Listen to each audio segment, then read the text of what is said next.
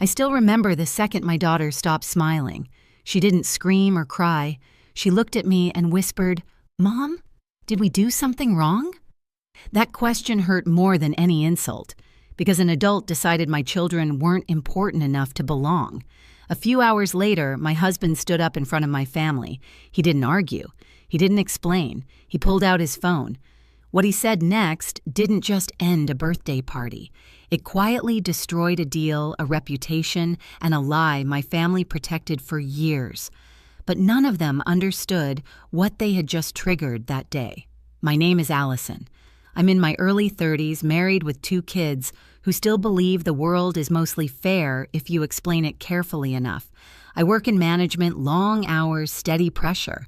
The kind of job where you're always solving problems for other people. At home, though, I try to keep things simple. Dinner at the table. Homework spread across the counter. A house that feels safe even when life outside isn't. That Tuesday evening, I was in the kitchen stirring a pot of pasta sauce, the smell of garlic filling the room. My daughter was coloring at the table. My son was lining up toy cars by color, completely focused. David wasn't home yet. He usually worked late, but he always made it home in time to tuck the kids in. That's when my phone rang, Sarah. My older sister had a way of calling like she already assumed the answer would be yes. Bright voice, fast pace, like she was doing you a favor by including you at all. "Emily's turning 8 next month," she said. "We're doing a big party, that new venue downtown. You know, the one everyone's talking about." I smiled automatically. "That sounds great. The kids will love it." There was a pause. Not long, just long enough. "Well, actually," she said, "we're keeping it smaller, just close family and Emily's school friends." I turned the stove down. "Okay, what does that mean?" "It means you and David are invited, obviously. But we're not really doing the cousin thing this year." The words landed wrong, heavy, slippery. "My kids?" I asked. She sighed like I was making this complicated. "Emily wants it to feel more grown up, fewer little kids running around. It's her birthday." My daughter looked up from the table, smiling at me, holding up her drawing. I swallowed. "They're her cousins," I said quietly. "They adore her. And I adore you," Sarah replied, her tone practiced. "But this is what we decided. I told her calmly that if my kids weren't invited, David and I wouldn't be coming either. She laughed it off, warned me Mom wouldn't be happy, and hung up before I could say anything else. That night, after the kids were asleep, I told David everything. He listened without interrupting. When I finished, he nodded once. "Then we're not going," he said. At the time, I thought that was the end of it. I didn't know it was just the beginning. The fallout didn't come all at once. It seeped in through small things. A group message lighting up my phone while I was at work. Photos of balloon colors. A discussion about catering options. Everyone talking like nothing had happened. I didn't respond. 2 days later, my mother called. She always did when silence made her uncomfortable. "Sarah said you're not coming to Emily's party," she said, her voice already halfway to disappointment. "What's going on?" I explained it slowly, carefully. The way you do when you're hoping someone will hear the part that matters. There was a pause, then the familiar answer. "It's Sarah's choice. It's her daughter's birthday. You can't expect her to invite everyone." "I'm not expecting anything," I said. "I'm choosing not to attend something where my children are deliberately excluded." "You're making this bigger than it needs to be," she replied. "Just come. The kids won't even notice." "They will," I said. "They'll notice when every other grandchild is there except them." She sighed. "You're being stubborn. I'm being their mother." We ended the call without resolving anything. After that, the pressure started coming from everywhere. My brother texted asking if there was drama. I gave him the short version. He said he understood, but he was still bringing his kids because he didn't want to rock the boat. A few aunts chimed in with comments about family unity and not letting small things ruin relationships. Small things. I kept replaying Sarah's voice in my head, calm, certain, like she hadn't said anything cruel at all. David noticed the shift before I said anything else. He started coming home earlier, watching more, asking fewer questions. That's how he was when something felt off. Quiet but alert. The week before the party, my mother called again. This time she tried a softer approach. "Emily would be so sad if you weren't there," she said. People will ask questions. They can, I replied. I'm not explaining why my kids weren't invited. Well, maybe you should, she said. So people don't get the wrong idea. I almost laughed. The wrong idea about what? That I was difficult, that I couldn't take a hint, that I didn't know my place. The day before the party, Sarah sent one last message in the family chat, a cheerful reminder about the time, the dress code, the parking situation.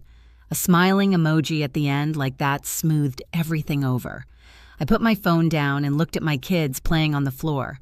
My daughter was teaching her brother a game she'd invented. He kept messing it up, and she kept patiently correcting him, never raising her voice.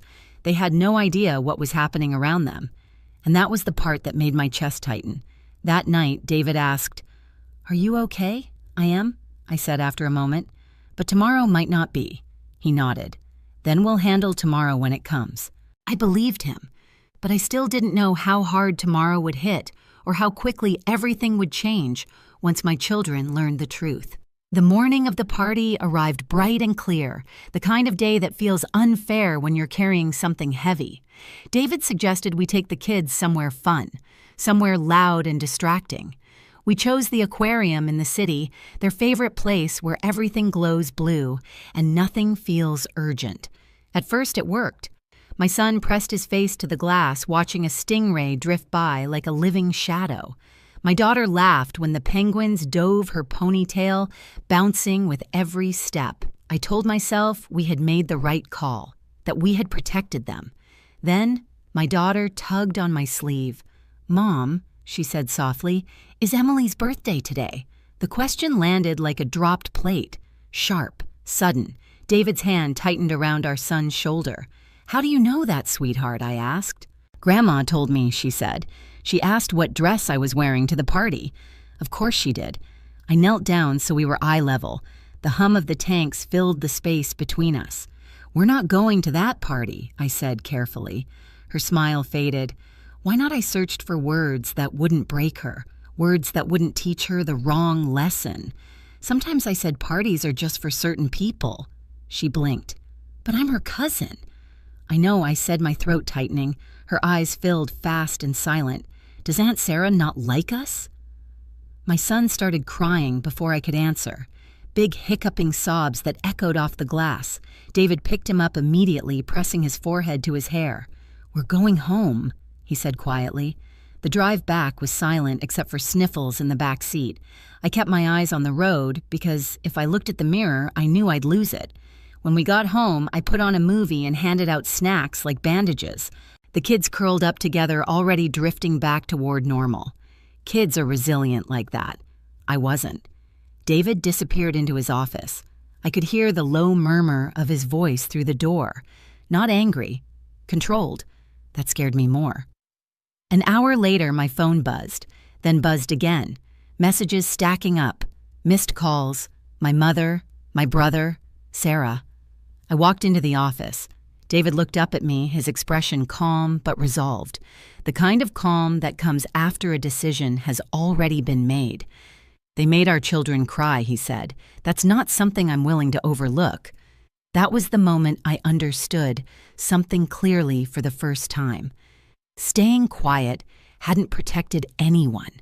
It had only delayed the consequences, and whatever was about to happen next, it wasn't going to be gentle. I didn't ask David what he meant at first. I could tell by the way he was sitting, shoulder squared, phone face down on the desk, that whatever decision he had made was already in motion. He wasn't pacing. He wasn't venting. He was calm in a way that only happens after someone crosses a line you never meant to forgive. "What did you do?" I asked quietly. He turned the screen toward me. I didn't recognize the details at first. Just a chain of emails, short, professional, carefully worded, subject lines about meetings, timelines, approvals, the kind of messages most people skim without thinking twice. "Sarah's husband has been trying to lock down a major contract," David said. "It's been dragging on for months." I knew that much. Sarah had mentioned it more than once, always framing it as the thing that would finally put their family on stable ground. Bigger house, better schools, less stress. It was the reason she'd been tense lately, the reason everything felt like it mattered just a little too much. What does that have to do with us? I asked. David looked at me steadily. I'm the one who decides whether that contract moves forward. The room felt suddenly smaller. I didn't know that, I said. You weren't supposed to, he replied. Most people don't connect the dots. Different structures, different names. I like it that way. I stared at the screen again this time, understanding what I was looking at. A decision. Already sent. Already final. You ended it, I said. Yes. My first instinct wasn't relief. It was fear. David, I said slowly, you didn't just do this because of a party, right? He shook his head. No, I did it because someone decided our children were disposable, and then everyone else told us to swallow it. My phone buzzed again. Then again. I didn't even have to look to know who it was. Sarah, my mother, my brother. I finally picked up one call. Sarah's voice came through sharp and panicked, stripped of the practiced calm she usually wore. What is going on? She demanded. Mark just got a call saying the deal is dead. Dead. Do you have any idea what you've done? I didn't raise my voice. I didn't apologize. I know exactly what happened, I said. David made a business decision. This is insane, she snapped. Over a birthday party? No, I replied. Over how you treated my kids, she scoffed. You're seriously going to destroy our finances because Emily didn't want little kids running around.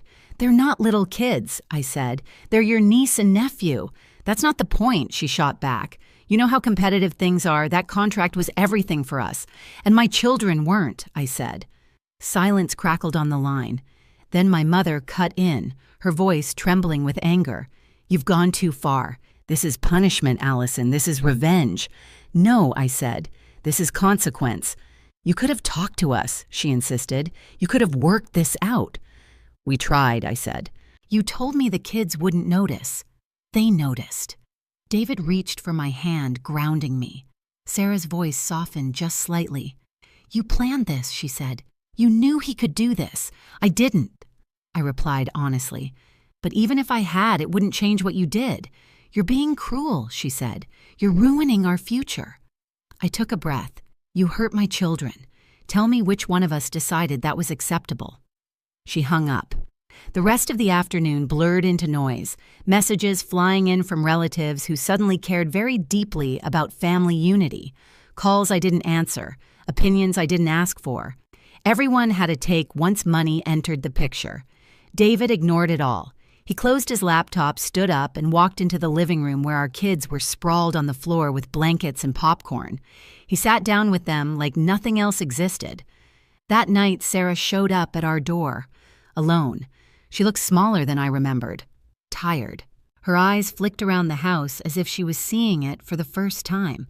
The kids' drawings taped to the fridge, the scuffed coffee table, the life we'd built without needing approval.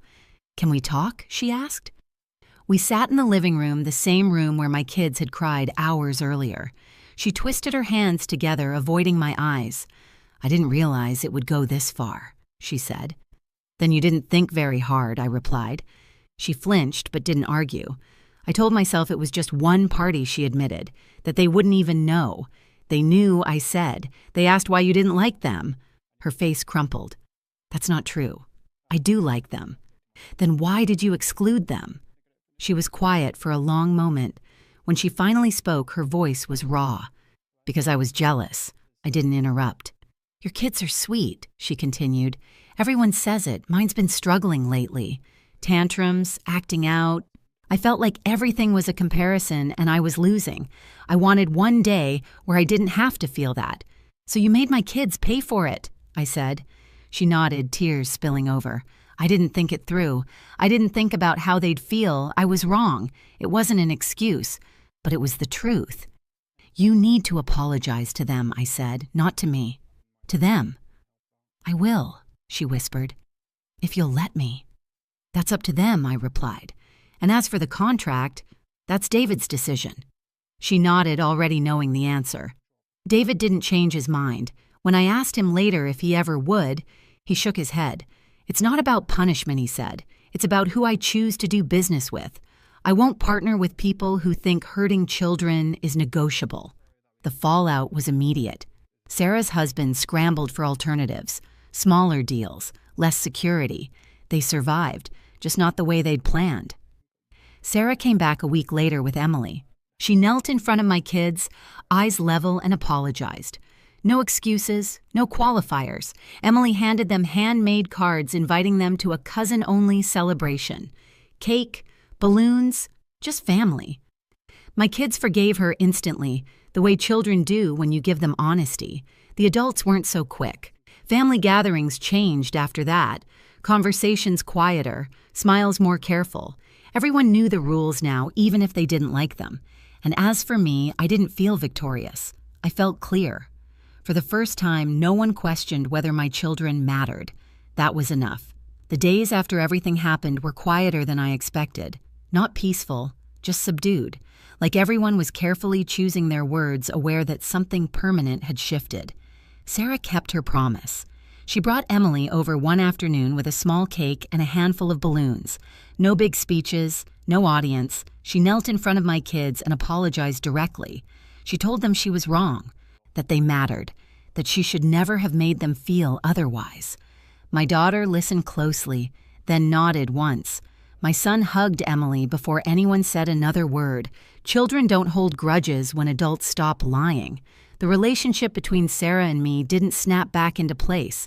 It settled into something more cautious, polite, honest, a distance that wasn't punishment, just protection.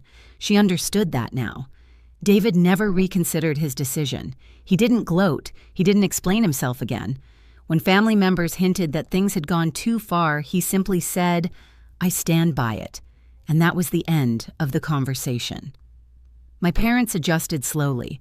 My father admitted he understood David's position, even if he wished the fallout hadn't been so public. My mother stopped framing it as an overreaction and started calling it what it was, a boundary. At home, life returned to its rhythm. Homework, bedtime stories, weekend pancakes. The kids stopped asking about the party. They remembered the cake they shared later, not the one they missed. But I remembered, and I carried that memory with gratitude. Because my children learned something important without ever having to hear it explained. They learned that when someone treats them as less than the people who love them, we'll stand up. What stayed with me wasn't the canceled deal or the family tension. It was the look on my kids' faces when they realized they were worth protecting. No explanations, no compromises, just love with a backbone. If you've ever had to choose between keeping the peace and protecting your children, you're not alone. Boundaries don't break families. Silence does. If this story resonated with you, share your experience in the comments and subscribe so you don't miss the next story about standing up when it matters most.